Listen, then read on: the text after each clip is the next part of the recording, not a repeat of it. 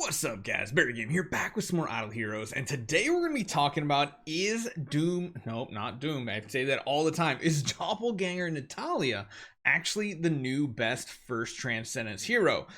Little spoiler in case you guys haven't checked any of our other videos, live streams, anything like that.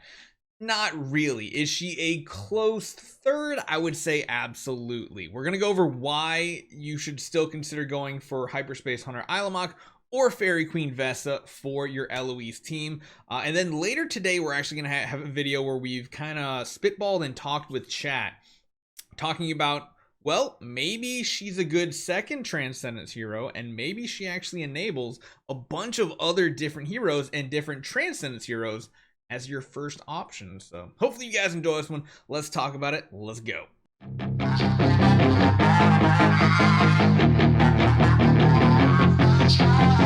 So compared to a lot of the newer support heroes, which is weird to say, but Rangers have quickly become the new support heroes in the game. Mystic Fairy Freya, Scarlet Queen Halora, some of the best supports to actually have on your team.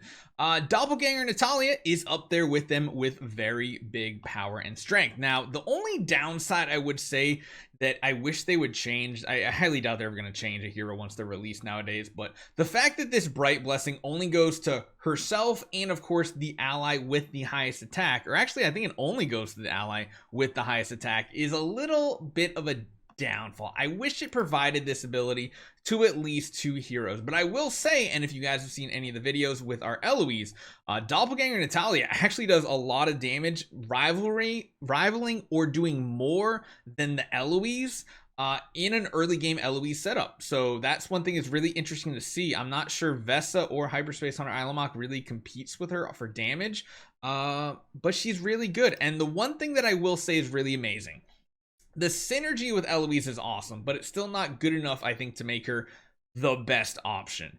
So essentially that Bright Blessing is going to go on Eloise, and then anytime Eloise takes a basic or active skill, she's going to counterattack the attacker for an additional hit of 560 attack or more, depending on how powerful she is, and lower their crit by 10%. Now, when you do come over to here, I believe it comes down to 18%. So that's pretty significant, because if allies are just hitting her constantly, you're replicating that crit debuff a lot, to the point where we are doing Void Vortex and Garudas were simply not critting us. And when Garuda doesn't crit us in Void Vortex, it really doesn't do much damage. We were testing her with basically a basics Golden Crown, much like with our Eloise. And yeah, it was really cool being able to replicate all these attribute reduction effects. If we had Tix in the lineup too, as you guys know, Tix is a very good early game hero to have on your team. He steals that attack and reduces the attack on the enemy, which then can be replicated. It really adds a whole ton of survivability to the team that you don't see unless you're really paying attention for the damage that's not coming your way that you're used to seeing. So as good as this is, it's decent. Also, whenever she uses her active ability, she essentially puts an attack buff, holy damage buff, damage reduction buff, and crit damage buff.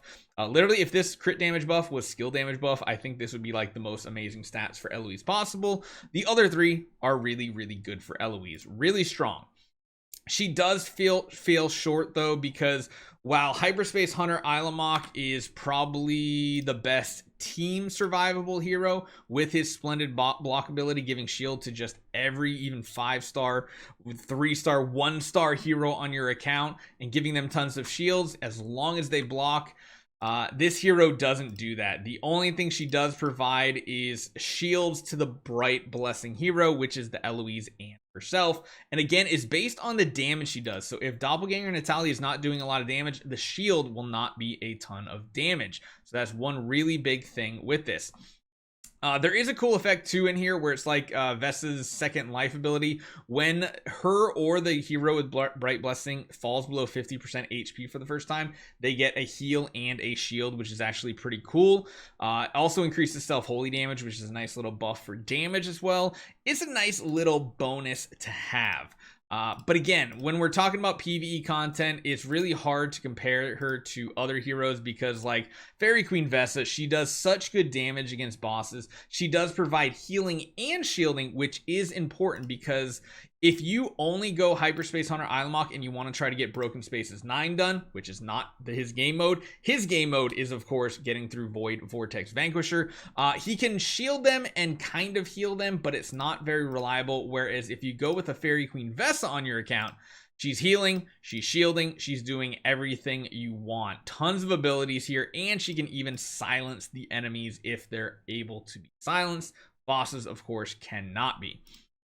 I really still think Fairy Queen Vesa overall is a very flexible first Transcendence hero to go for if you're building Eloise. If you're building anyone but Eloise, what are you doing? Like, seriously. And again, just to reiterate, if you want to go for Void Vanquisher, push Hyperspace Hunter Ilamok is the better option. This hero, Doppelganger Natalia, just falls somewhere in between both of them, where she's like decent at both, but not amazing at either one of them, which kind of takes her out of the contest as far as best Transcendence goes for with Eloise. Now, the one thing I do want to talk about is this hero might open up opportunities to go with non-traditional first heroes. However, Eloise does such a good job, it's hard to not build her. There was a discussion, though, we were thinking about it, because she just provides so much survivability to that one hero. She doesn't provide survivability to team, only to your highest attacking damage dealer.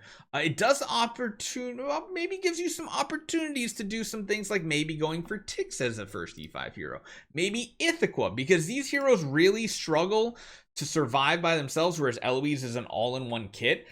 So technically, if you wanted to, an option you could do is maybe try a Tix or an Ithaca once you finally get a Transcendence hero. Now, that does take 5 to 6 months, so for those first 5 to 6 months, there's absolutely no reason to not be using Eloise. But if you want to maybe test some stuff out, have some fun, we might find some really cool things that open up with her once you build her as your first Transcendence hero. Ithaca really could be a good option. There's some other ones that I think could be really good, especially considering she provides tons of shielding. Well, Inosuke immediately popped in my mind, because for Eloise, Inosuke was the best first E5 hero to build, and was for a very long time.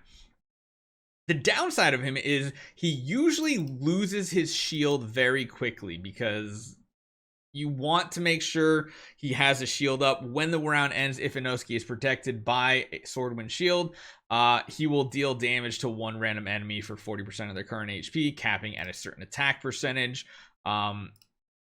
Really good things here too, because increases self-attack. That's a really good buff there. And then, of course, on the active, if Inosuke is protected by Swordwind Shield, when he releases active skill, this attack is guaranteed to crit and will deal extra damage to one random enemy, equal to 80% of their current HP. That gives him some flexibility where you don't really need crit chance, but you can really go in on crit damage, maybe skill damage and things like that.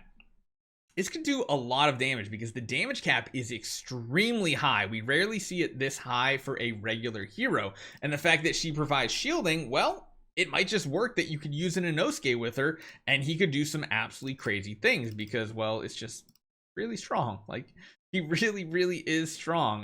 The shield is, of course, capped at 100% of his strength and everything. That's pretty normal. But even his basic attack here, whenever he hits 3 targets. Not a huge hit, but then he gains that shield with strength equal to 50% of the damage he deals, increases self 30% attack for 4 rounds, and crit damage by 20% for 4 rounds. So these shields are absolutely amazing. If you can keep him with a shield, that just means he's going to do even more damage.